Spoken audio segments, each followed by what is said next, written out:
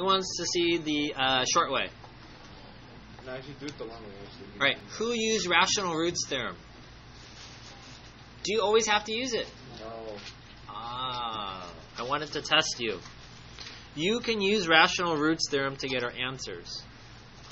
Or you can use other factoring methods. You can use factoring by grouping. That's the easiest way.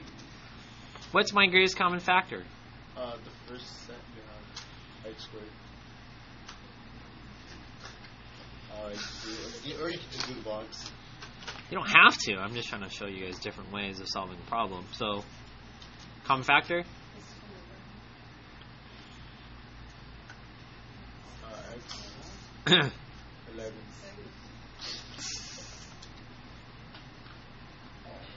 4.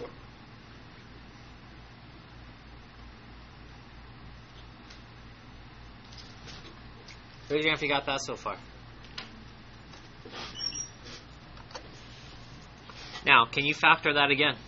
No. Two numbers that multiply to be 4 but add to be 0? No. Remember, this is not a difference of squares. It's prime.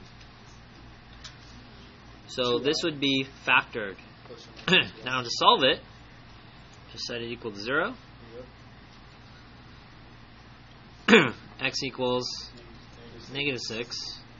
Subtract 4.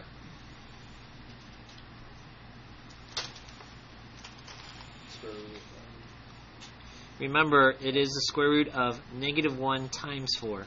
X equals plus or minus 2i. Square root of 4 is 2, so it can come outside the house, and the square root of negative 1 is I. Yeah, I got that. Count with me the number of zeros. Ready, set, go. 1, 2, 3. So 1 plus 2 equals 3. Question.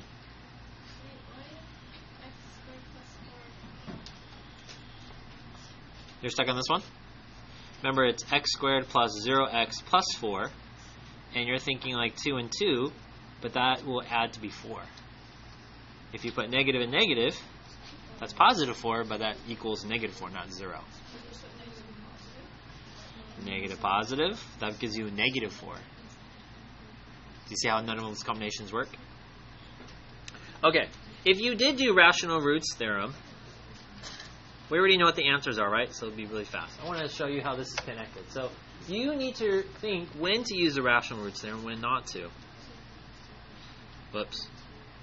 1, 6, 4, 24. And let's pick negative 6.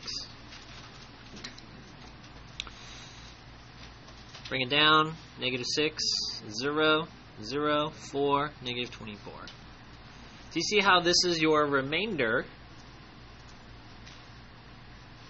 And then these will just become what we already had. X plus 6. Yes? X squared plus 0x plus 4. And then you realize you can't factor anymore, and then you could just solve. So rational roots theorem, you could have done the problem, and you still would have been able to factor the same and then set those equal to 0 to solve for your zeros.